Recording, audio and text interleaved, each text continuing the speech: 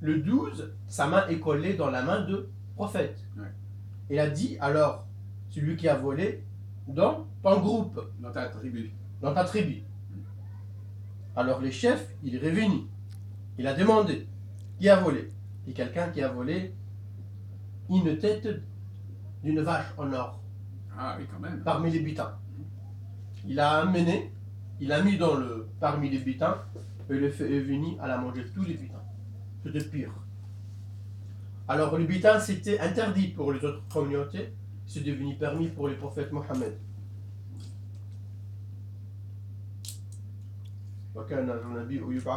Alors, c'est que je voulais dire que les prophètes avant les prophètes Mohammed, ils sont envoyés pour leur communauté spécifique. Et à partir des prophètes Mohammed, c'est les prophètes de tout le monde. La réponse. Ouais. Alors, chaque prophète était envoyé pour sa communauté spécialement, et je suis envoyé pour tout le monde. Là, tu as la réponse. Effectivement, il y a bien une conception dans l'islam de tribalité divine.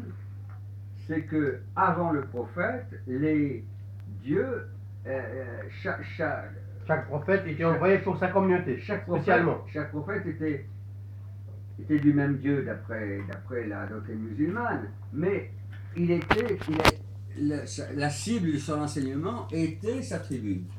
Ouais. Oui, voilà, la Oui. tribu. Voilà, la communauté, la tribu. Oui, donc là, Mais ce n'est pas le cas de Mohammed sallallahu alayhi wa sallam. là, ça te rejoint, si tu veux.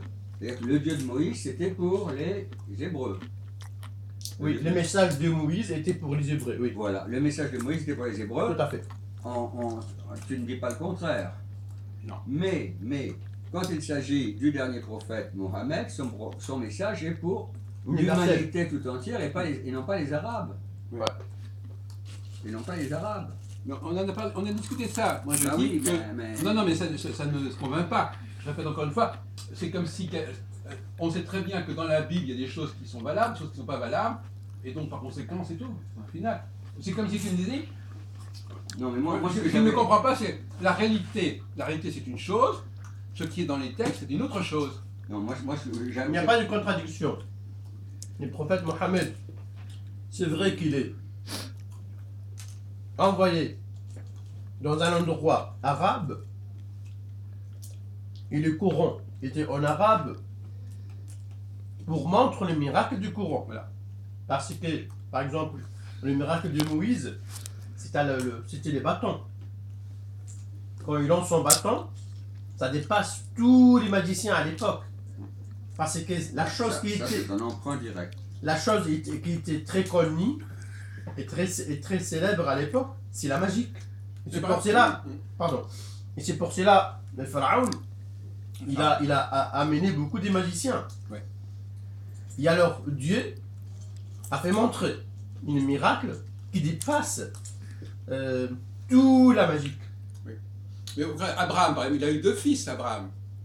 Il a eu Isaac et Ismaël. Oui. Et on dit généralement que ça correspond aux ancêtres des Hébreux et des musulmans. Oui. Donc ce binôme, cette dualité, elle existe également déjà dans l'Ancien Testament. Non, je parle. Eh bien alors donc on peut imaginer Vous m'avez pas compris. de destins qui soient parallèles. Attends, moi je parle du miracle. Que Dieu a donné le miracle de prophète, ce qui correspond à l'attente de son peuple. Alors pendant Jésus, c'était la médecine très forte à l'époque. Mais le miracle de Jésus, ça dépasse la médecine. Celui qui n'a pas des yeux, il passe ses mains. Lève-toi et marche. Oui. Celui qui il souffle dans l'oiseau qui était fabriqué par l'argile, devient un oiseau. Il revivifie le mort. Alors ça dépasse la médecine. Pour le prophète Mohammed, c'est le miracle. Alors son miracle, c'était le Coran. Son peuple, c'est un peuple qui parle bien, c'est-à-dire la langue arabe, très fort. Et alors, il est venu avec un texte qu'ils ne peuvent pas imiter. Oui, imiter. Ils ne peuvent pas imiter un texte comme lui, malgré qu'ils ont tous les arguments. pour écrire et pour comprendre Oui, cette langue, ça les dépasse. Oui, vous nous avez dit ça tout à l'heure, Ouais, les c'est sourates ça. qu'on peut pas Mais, refaire.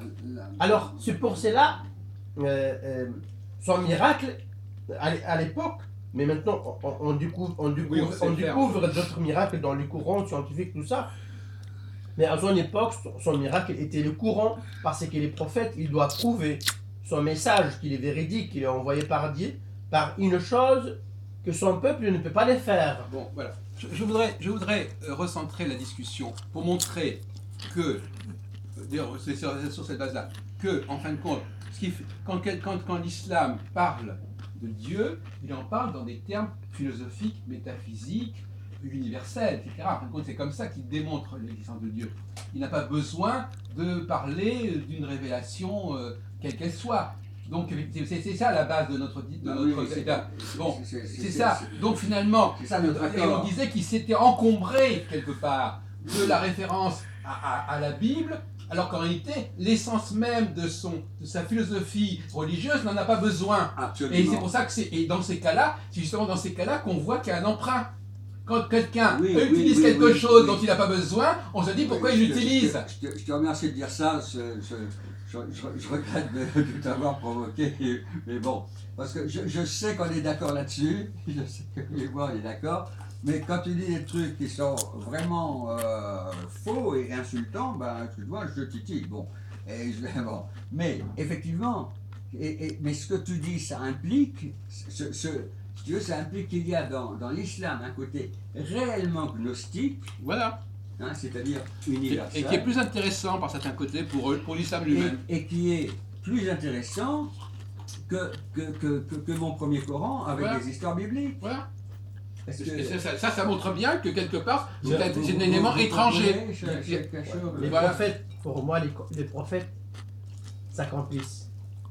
C'est-à-dire chacun, il complète l'autre. Et les prophètes Mohammed a dit dans une parole, l'exemple des messagers précédents, comme un homme qui a construit une maison, il a bien construit, sauf l'emplacement d'une pierre d'angle. Les gens visitent cette maison, ils sont étonnés de sa beauté, ils disent combien cette maison est belle si on a mis cette pierre. Et les prophètes a dit, c'est moi cette pierre et moi les derniers messagers. Alors c'est comme chacun il a mis une pierre pour la construction de la religion de Dieu. Alors pour nous les musulmans, la religion de Dieu est unique, c'est la même religion. Et les prophètes Mohammed a dit, nous le prophète, nous sommes les fils d'Illet. Et Illet, c'est un vocabulaire arabe. Son explication, notre père est un et nos mères ils sont différents. Puis il dit, notre religion est une et nos législations sont différentes. mais alors, on ne peut pas, il n'y a pas question de changer le Coran, bien sûr, on ne peut pas, il est écrit.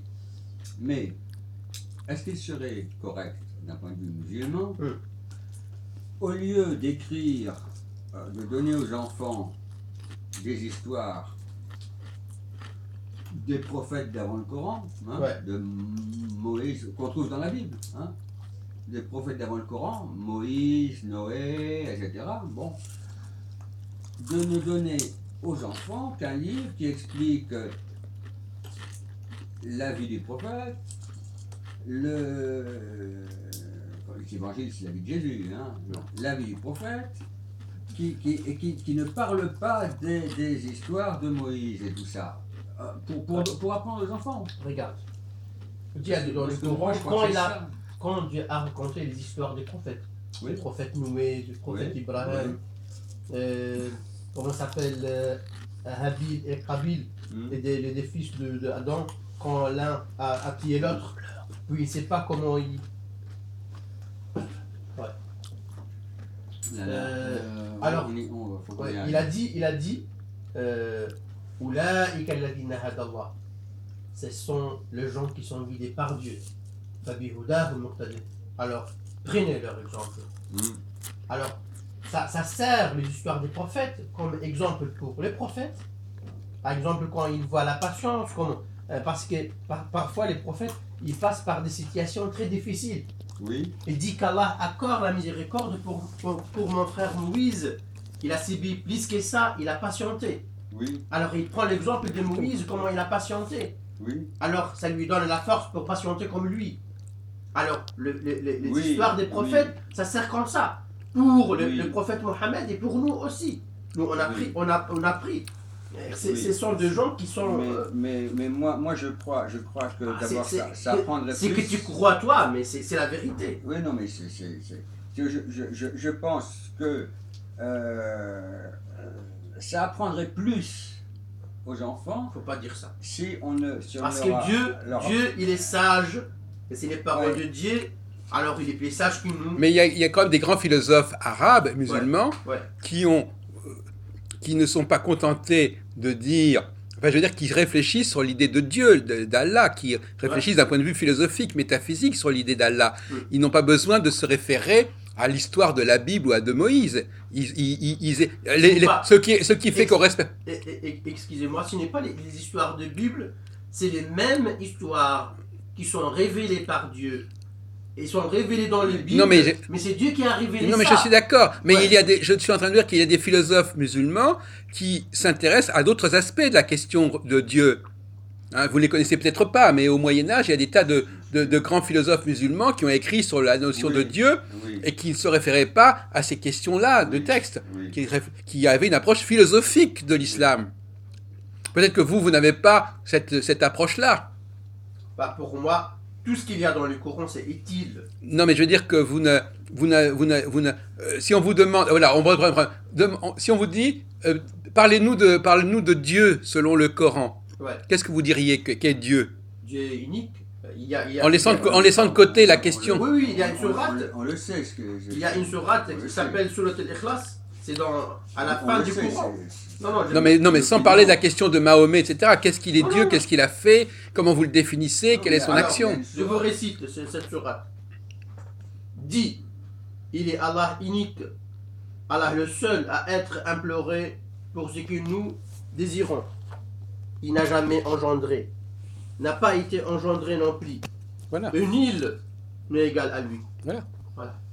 Donc ça, si vous voulez, ce discours-là, même des gens il y a des gens qui vont adhérer à l'islam parce que le discours de l'islam sur la divinité, sur Dieu, leur convient. Ils y adhèrent pour des raisons philosophiques à l'islam, parce qu'il y a une cohérence. La partie gnostique. Moi, Voilà. j'ai vu une histoire d'un Américain, c'est un médecin américain. Il a fini son travail, il raconte son histoire, je lis ça sur l'internet. Il rentre chez lui, il est très fatigué. Et sur le chemin, il a vu une plaque où on a écrit Dieu est unique, il n'a pas de fils, rien qui est semblable à lui. Et il a dit, je crois à ça moi. Voilà. C'est un chrétien lui. Voilà. Dans son cœur, il croit à ça. Il a dit, je finis le trajet jusqu'à ma maison. Oui. Je mangeais. Et j'ai m'allongé mais sur mon lit et je réfléchis à ces paroles. C'est-à-dire tout le temps. Puis, il s'est habillé de nouveau. Il est revenu à l'endroit où il